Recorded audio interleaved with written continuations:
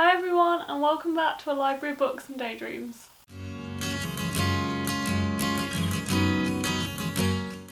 So today I am here with my December wrap up and January TBR. I completely forgot that this was a thing, just with like the year crossing over. I didn't really think that I would do a wrap up for December, but it's still a new month and I really enjoy doing wrap ups, so I am going to do one. But I've been reflecting on 2020 so much that I think I was just looking at it in terms of like a year rather than doing it month by month. But yeah, I'm still going to do my December wrap up, and I have a leaning tower of books right now, like next to me, that I'm going to go through. So let's dive right in with that. The first one on this list is Hunting Prince Dracula by Kerri Maniscalco. So as you've probably heard me mention before, I've been reading this series alongside Jo and Amy, who I work with, and this is Amy's favourite series ever, and she's been trying to get me and Jo to read them for a long time.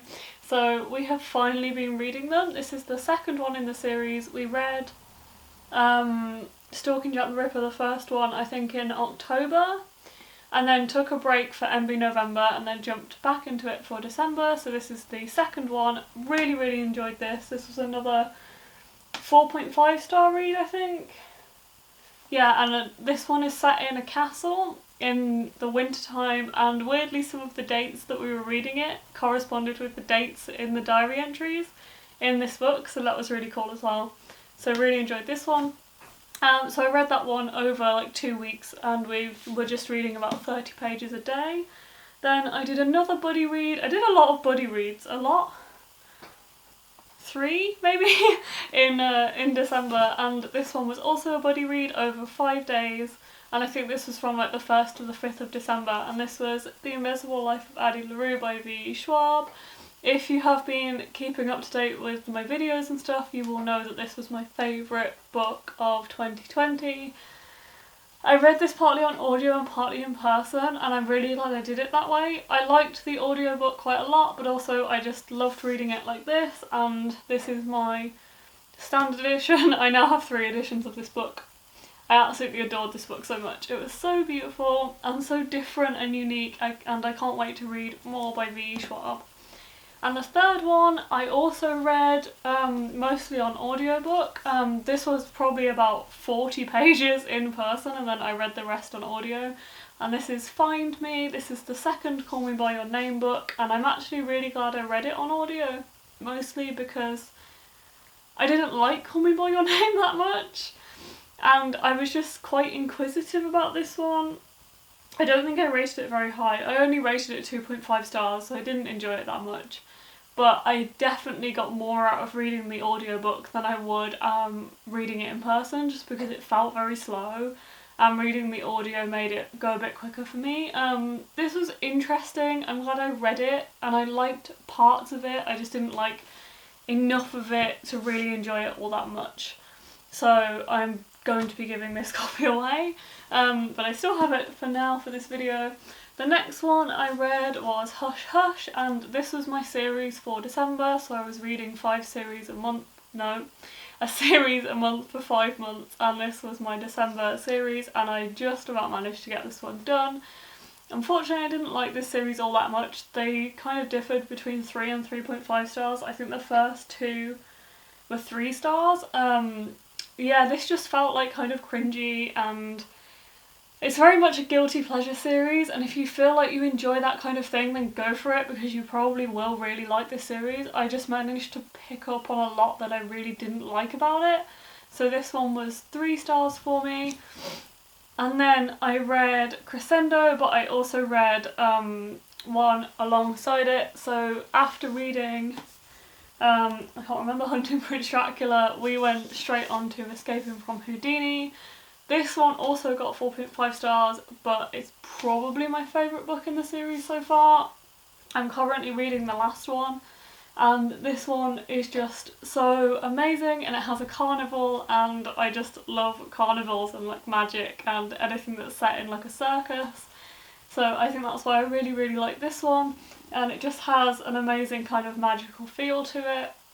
And it's set on a cruise ship, and I'm just really excited for where this series is going, and I really like Audrey Rose as a main character. I think she is probably one of the best female protagonists I've read in YA, especially for the time period it's set in. So really loving this series, and as I said, I'm currently reading Capturing the Devil, which is the last one.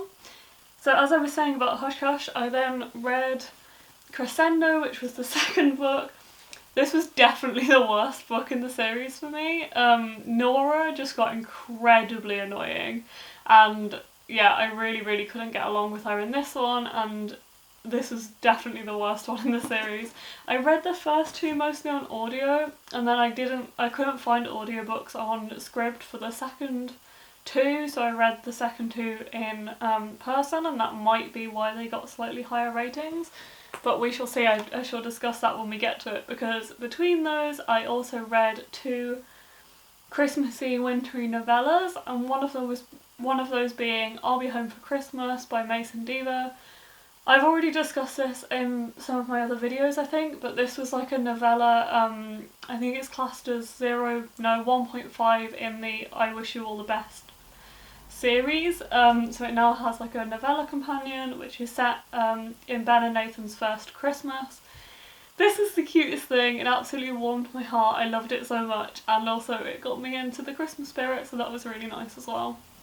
And staying on the same theme, I also read This Winter by Alice Oseman, so this is a really similar thing. This is about Nick and Charlie's Christmas from Heartstopper, and I think this counts as 0.5 in Solitaire. So it's set before the events of Solitaire, like just before the events of Solitaire, but it is also it runs alongside volume 4 of Heartstopper. So basically, if you don't want to be spoiled for some of the events of Heartstopper, don't read this one unless you're up to date with Heartstopper online. But if you have read Solitaire, you won't be spoiled for some of the things that I mentioned in This Winter. I absolutely love this so much. This is set across the course of Christmas Day from the point of view of Charlie and Tori, his sister, and their little brother Oliver. I had to check the back for that one, but it is so cute and I loved it so much, but it's not without its heavy subjects as well. But this one also got me into the kind of Christmas spirit. I think I read this one on Christmas Eve. And then we are back to the Hush Hush series. So the next one being Silence, or Silence, I don't really know. So this one, as I said, it got 3.5 stars from me. I've talked a bit of it in my reviews about this. I can't seem to remember what happened in either of these books. It's all just like a big blur to me. But yeah, the last two in the series got slightly higher ratings, so I rated these both 3.5 stars in relation to the first two being 3 stars. And that might be partly because I read them in the physical format, and I got through both of them so quickly. Just because they are very much guilty pleasure reads and they are very easy to read. So yeah, I definitely got through these quicker reading them in physical format. So I did enjoy them slightly more. I felt that Nora and Patch both, I'm just going to hold both of these books up because I'm talking about them both now. I did feel that they both kind of developed, and I liked reading about how their relationship had grown, but I just still found it fell quite flat for me, and I could definitely still pick up on a lot of the problems with it. But yeah, if you do enjoy like a guilty pleasure paranormal romance, then I would definitely go for these. They are fast paced, they're kind of full of action, and yeah, I did kind of enjoy them. So sorry if I'm going through these super quickly, but my camera light is like flashing at me and I want to get this done before the battery runs out, because it doesn't seem to last that long, annoyingly. But let's go on to my January TBR. So this is kind of not loose, because I definitely want to read the ones on here, but there are only 4 books on this TBR, because I want to kind of take the month to decide how I want to do my TBR this year, whether I want to still carry on like reading a series a month. I probably won't do that just because I don't have that many series on my TBR left, like whole series. Or if I want to read more classics, which I think is probably what I'm going to do, because I've recently bought myself the Wordsworth set. So I think what I'm going to do is I'm going to change and read a classic a month for the whole year, and that will be coming up in January, so I'll talk about that in a moment. But my TBR for January is starting with Tonight the Streets Are Ours by Leela Sales. I am currently about halfway through this book, and I'm actually quite enjoying it a lot more than I thought I would. It's not like the best book in the world, but I am enjoying it. It kind of reminds me of Radio Silence a little bit, which I loved. This cover is so pretty as well. So yeah, I am enjoying this one, and I've been reading it for the past few days, and this was one of the ones that I picked out of my TBR jar in a video a while ago to read in December. Didn't quite get to it in December, but I'm just carrying on and taking those over to January, the ones I didn't get to. So yeah, this is the second one that I picked out of the jar after Find Me, I think. So reading this one, it is about somebody who stumbles across a blog called Tonight the Streets Are Ours, and then she starts like reading about his life, and I find his blog entries more interesting than the actual book. But it's cool, and then I think she goes on a road trip to find him, but we haven't got there yet, and we're halfway through, so we'll see how that goes. The second one I have already kind of discussed a little bit, and that is Capturing the Devil by Kerri Maniscalco. So this is the last book. I'm currently reading this one as well. We've just started it. So I've taken the dust jacket off, but this is the last one in the Stalking Jack the Ripper series. Again, I'm really enjoying this series, and I'll be interested to see whether this one matches up to Escaping from Houdini, because that was definitely my favourite so far, but I'm really excited to see more of Audrey and Thomas in America. Okay, so storming through that video and my camera decided to run out of battery anyway, so we're going to carry on. So my next book on this list is Chasing the Stars by Mallory Blackman. I don't know if you remember, but this was also one of the ones that I picked out of my TBR jar a while ago. I've had this on my shelf for about 3 years and never read it, so I was quite glad when my TBR jar picked it out because I need to read this book. Same with Tonight the Streets Are Ours, to be completely honest, but I also then found out that this one is about a virus that kills, I think, all of the people on their ship, and it's set in like space, so I'm a little bit hesitant to read it and see whether I can read it under the current situation. We have literally just gone into our third lockdown in the UK due to the pandemic, so I'm going to try this anyway and just see if it hits too close to home and I need to leave it, or if I can storm on through. Hopefully with it being like set in space it'll be quite unrealistic in other ways and I can kind of deal with it, but yeah, we shall see about that one. So the last one on this list is Wide Sargasso Sea by Jean Rhys, and this is one that my boyfriend picked up for me recently. It's like a tiny penguin modern classic, but he wanted me to read this one.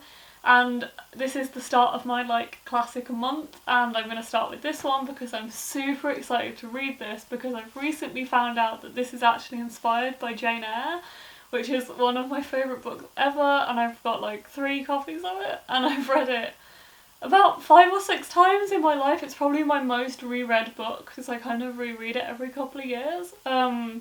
But yes, I've recently found out that this is inspired by Jane Eyre, and it is the story of the mad woman in the attic, which is Mr. Rochester's wife. So yeah, I'm so excited to read this one, and it's so tiny, so I think this one will be a good kind of introduction into reading classics. And then I'm going to start reading my Wordsworth set come February is the plan. So yeah, this is my classic for January, and that is my very small January TBR. As I said, I just kind of want to like either mood read or pick more stuff out of my TBR jar, which I might do, and organise my TBR jar again, because I've had some more books for Christmas that need to be added into the TBR jar. But yeah, so that is my plan for now. I'm going to hopefully get through those in a couple of weeks and then just either mood read or read some other things and figure out my reading for the year and what I want to do with it, whether I want to read some series or like a series every couple of months or something like that. So we will find out, and I'm sure it will be discussed in a vlog or a video. But I hope you have enjoyed this December wrap up and January TBR, and I will be back next week with another video for you. So if you did enjoy this, please give it a thumbs up and comment down below with what you read in December and what you want to read in January. I know we're about halfway through the month now, so it's going to be a bit late, but I thought I would still post this anyway because I do quite enjoy filming them. So yeah, I'll see you next week. Bye!